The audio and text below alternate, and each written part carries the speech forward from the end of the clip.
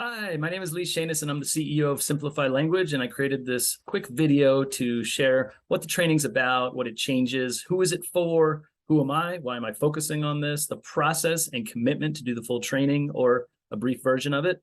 I'll talk about data and problems that this addresses, free assessments that we provide to identify whether this training is needed for you and to measure progress over time if you're interested in that.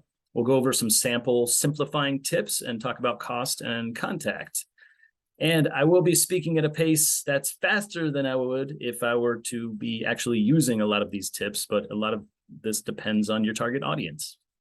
So the Simplify Language training is going to teach you and allow you to practice skills to make your spoken and written communication more understandable by a variety of audiences.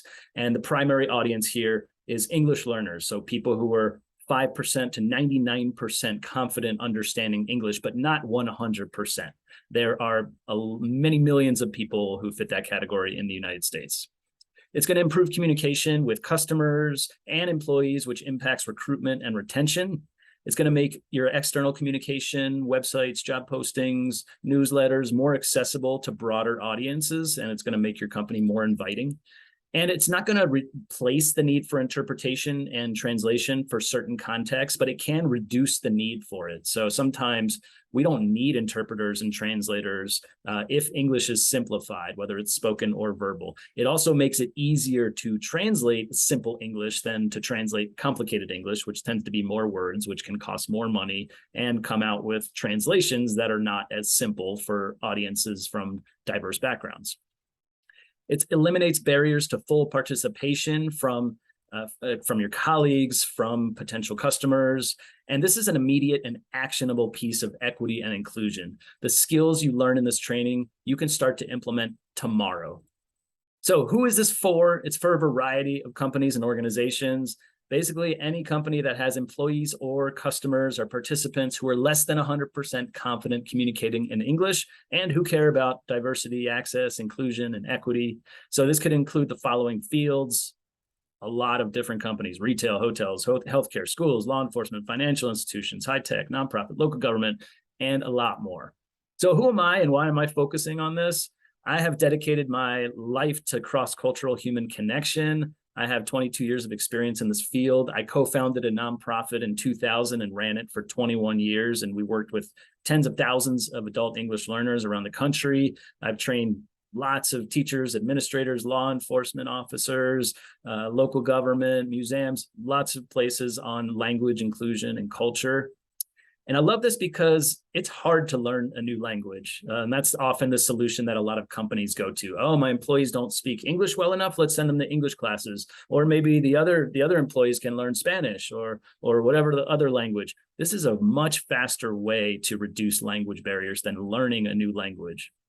This problem is very common and overlooked. There's not a lot of training out there on this. And I've had a lot of privileges. Language is one of my many privileges. I was born into English, which is the language of dominance. And finally, I love leading trainings. I make them fun. I make them engaging. I do them online, in person. So what is the process to do this training? One is I'll meet with you to discuss your goals, identify barriers. You can use our free assessments to identify some of those gaps, both as an organization and as individuals. So we can ask about, diversity of leadership or of your staff as far as language backgrounds, how you're involving people in meetings, how included they feel, what are you doing to simplify external communications. I'll get input from you and I will scan written communication so I can look at your website, I can look at newsletters, and I'll observe meetings or other kind of natural spoken language, and I'll bring those specific examples to the training so we can practice using very relevant language to you. And we can do, sample dialogues, we can focus on writing, presentations. There's a variety of ways we can practice according to your priorities. And then you participate in anywhere from 2 to 8 hours of training a year. I recommend quarterly 2-hour trainings and 10 to 20 people per training, but there's flexibility there. And then we'll follow up on progress over time. We'll create an accountability plan together and look at that periodically. So the data 67 million people in the US speak a language other than English at home, and 37 million are immigrants, and very few of those people are 100% fluent in English. It's nearly impossible to achieve 100% fluency in a second or third language unless you start learning it at a very young age or you practice it constantly. And 7 languages are spoken at home by more than 1 million people. So, very few companies have the resources to provide translation and interpretation for every interaction where language might be a barrier. And it's impossible for us to learn all the languages that we need to learn to communicate with everyone. So this is another solution. And according to a survey of executives at pretty big companies, 65% say that language barriers exist between managers and workers. This leads to inefficiency. It makes collaboration difficult. It lowers productivity. It makes retention and recruitment of talent more difficult, and a lot of other problems that lead to financial problems and also just employee stress, morale, feelings of inclusion, and things like that. So why is simplifying language such a widespread problem? Well, one, people don't tell you when they don't understand. They usually do one of 3 things. They will pretend they understand and nod and smile. They will just avoid you and your company, or they will misinterpret the information that you're giving them, which can be dangerous in some contexts. 2 is we put the burden on English learners. So I have a friend who has been learning English for 10 or 12 years, and her English is amazing. She works in a very professional setting now. And recently she said to me, Lee, when am I going to understand my coworkers at our staff meetings? And I said, you know what? You've done your work. Your English is great. Me training them for about 2 hours and having them implement the skills that we talk about is the equivalent of you studying English for another 3 to 5 years to have to learn all of this complex language that they're using. So that's literally the balance. It's like 2 hours versus a couple of years. So I really want people to take responsibility. So it's time for native English speakers like me to take responsibility around language barriers. A lot of people think they're good at simplifying language, but they aren't. This is not something that comes natural to us. It's not something we've talked about or learned. So that's another problem, is people don't think they're part of the problem, but they are. And language background is often ignored when companies measure diversity and inclusion as part of their DEI plans. So, this is a great just summary of this problem from NPR, or a group of non-native speakers in a room.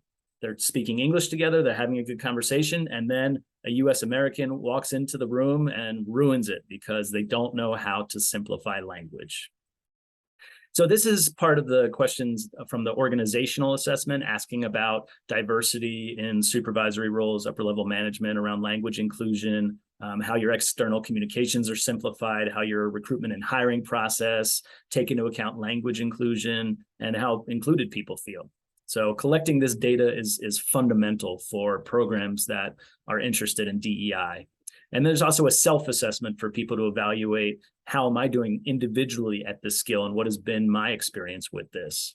So I'm going to share a few tips, but before I share the tips, a few things. One is, this is a lifelong skill. It's not easy. It requires a lot of practice. It's something I've been practicing for 15 years. I am not 100% good at this. And every time I practice, I get a little bit better. It's like working a muscle at the gym. You have to work on it to get better. You don't just read it and get better. Know your target audience. If you're a doctor communicating to a room full of doctors, you don't need to simplify your language. If you're a doctor communicating to me, you need to simplify your language. So know your audience. This is not dumbing down language. It's not changing content. It's looking at ways to keep the same message, the same content, but saying it in a more accessible way. The goal is for people to not know that you're adapting your language. You want to sound natural. You're going through this internal process to simplify, but your audience doesn't know that. And this can also help non-native English speakers too. I've had non-native English speakers in my workshops, and they say, I'm a Spanish speaker and I communicate with the Spanish speaking population. And if I speak simple Spanish with them, write simple Spanish with them, I can also reach a wider audience. And there's lots of other benefits for non-native English speakers participating in these. So a few of the tips that we practice during the training is about speaking clearly and at the right volume. So it's not speaking patronizingly loud, but it's also not speaking too soft.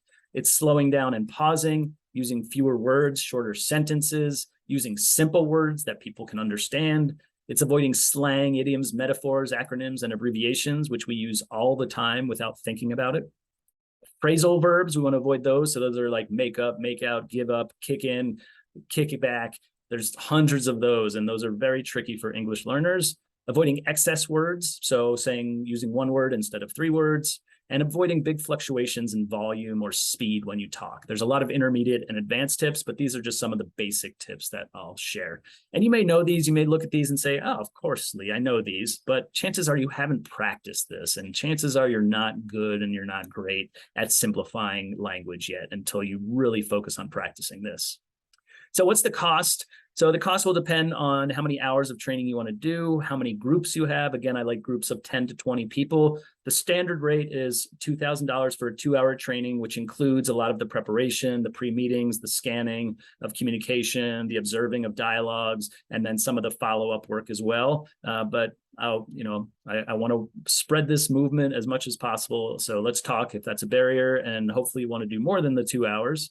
So let's work together, create some positive change. You can contact me, and I highly recommend we talk for 15 minutes. You can set up a meeting at this link below. And if it's not a fit for you, I won't push it, but I'd love to share more, hear more about how this fits into your inclusion goals and see if we can work together. So thank you so much.